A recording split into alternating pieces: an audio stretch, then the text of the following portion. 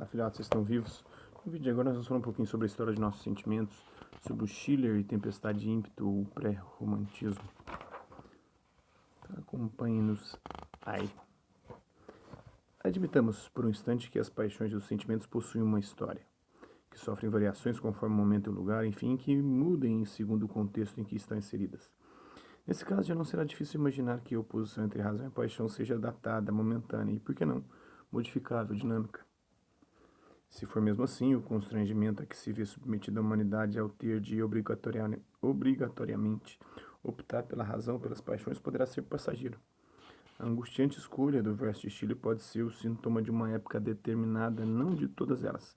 Em outro tempo, passado ou futuro, marcado por outras paixões e sentimentos, caracterizado por outra forma de vida, a humanidade talvez não tenha se visto, nem precise se ver obrigada a escolher entre os sentidos e a razão, um excluindo o outro. Friedrich Schiller, que viveu de 1759 a 1805, teve como pai um militar de Württemberg, na Alemanha. Embora tenha tido uma infância modesta, contou com o apoio do Duque de Württemberg para seguir em seus estudos. Formou-se em medicina e passou a exercer a profissão ao mesmo tempo que escreveu peças de teatro e poesia. Conheceu Johann Goethe, que viveu de 1749 a 1832, em 1788.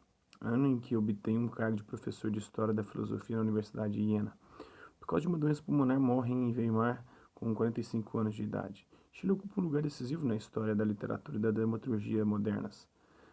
Ao lado de Johann Goethe, Schiller protagonizou o movimento Tempestade e Ímpeto, que está na origem do romantismo alemão.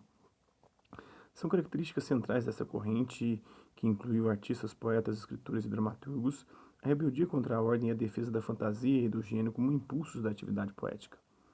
Informar-se sobre o contexto no qual foram escritos os versos citados no início deste módulo é útil para examinarmos mais de perto o que o poeta quis dizer com eles. Sabemos que Schiller foi romântico quando jovem. Embora já tivesse questionado o romantismo ao redigir esses versos, seria difícil imaginar que, diante da alternativa, Schiller optasse pela razão e descartasse as paixões. Por outro lado, engana-se quem pensa que Schiller tenha sido um ferrenho defensor das paixões e, de modo geral, dos sentidos, pouco se importando com a razão. A posição final de Schiller sobre esse assunto é um pouco mais complicada do que a simples opção por um dos partidos em disputa, a razão de um lado, as paixões de outro. Para as obras de Schiller em português, dispomos de excelentes traduções, a poesia ingênua e sentimental, a educação estética do homem, do sublime ao trágico. Para uma boa edição de uma tragédia de Schiller do período de Tempestade e Ímpeto, veja Intriga e Amor.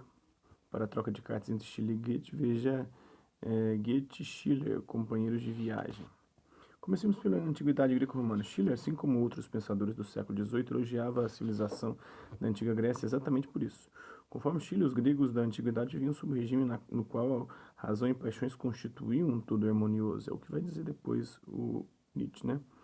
Entre os gregos, no entender de Schiller, natureza e cultura, sensibilidade e racionalidade estavam em harmonia. É o que ele afirma neste outro escrito seu.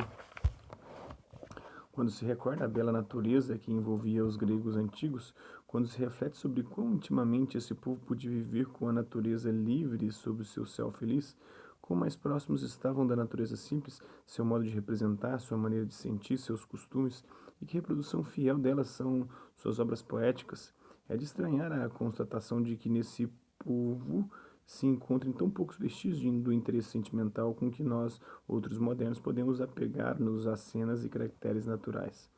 Está na poesia ingênua e sentimental do Schiller. Antes de mais nada, sabe que Schiller utiliza o termo sentimental em um sentido distinto do comum. Sentimental, para Schiller, significa reflexivo e, em alguma medida, melancólico. O indivíduo sentimental, nesse caso, é aquele que possui consciência de que perdeu algo decisivo.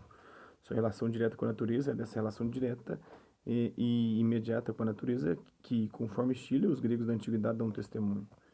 Por isso, para Schiller, os gregos antigos caracterizavam-se por uma atitude ingênua. Com isso, ele não quer dizer que os gregos fossem tolos, mas apenas que estariam muito mais próximos da natureza simples do que nós, modernos. O modo de sentir deles, o que inclui seus sentimentos e paixões, era mais espontâneo. A modernidade, ao ver de Schiller, complicou as coisas, a tal ponto que é muito comum sentirmos um interesse sentimental pela natureza, coisa que os gregos praticamente desconheciam. O motivo disso é que os gregos usufruíam a natureza, viviam em harmonia com ela. Sua arte, seu sentir e seu representar convergiam com o natural. Já nós modernos não.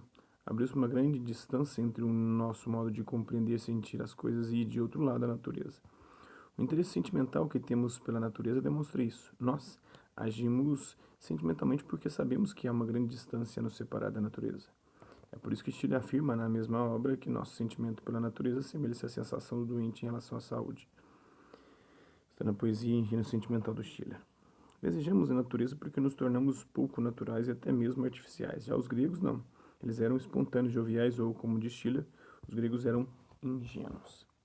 Então é isso aí. Bela dama, aceitaria meu braço? Sua paixão é sutil demais para que eu possa crer nela. Está no Honoré Daumier, que viveu de 1808 a 1879. Espero que vocês tenham gostado do vídeo. Quem curtiu, dá um like. Não curtiu, dá um dislike. Se interessa pelo conteúdo do canal, é só se inscrever, ativar o sininho e aguardar os próximos vídeos e as próximas notificações. Deixe também seus comentários dizendo o que você tem achado dos vídeos, sugestões de temas e assuntos para serem abordados em vídeos posteriores. É isso aí. Hasta la vista, beijos e até a próxima.